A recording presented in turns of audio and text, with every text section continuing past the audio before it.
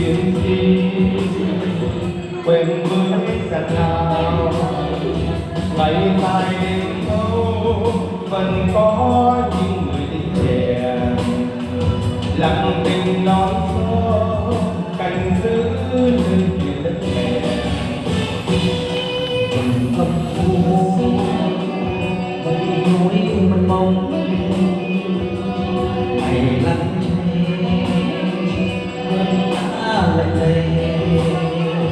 dần mò sương khuya bóng tôi buồn ngủ trước mặt lặng tình lót sông anh sẽ tròn tuổi đời thanh xuân cho em thơ hoa và con mắt sớm hôm đến chùa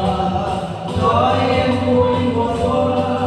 đôi còn hẹn hò ước mơ đã có những hy sinh có lối hết quanh đời nên đong lại trong tôi những hy sinh cho tôi ta bài ca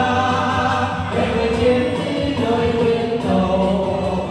nơi biên cương rực sâu anh em phần chịu đựng gió đã có những phần nào dẫu có những nhọc nhằn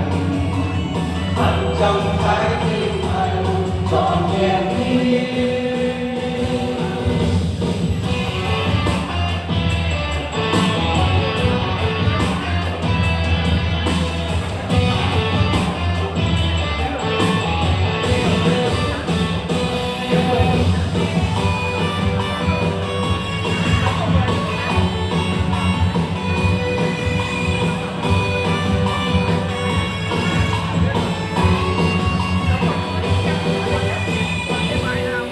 Một bao cây súng trên người chiến sĩ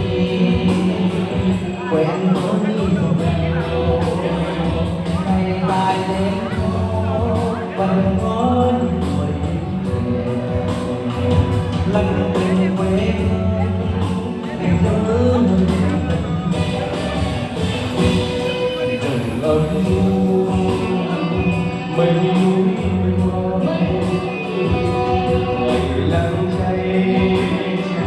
đêm lá lạnh lầy từng mà sương khuya bóng tối buồn trước mặt lặng tình quê hương anh vẫn tròn tuổi đời thanh xuân.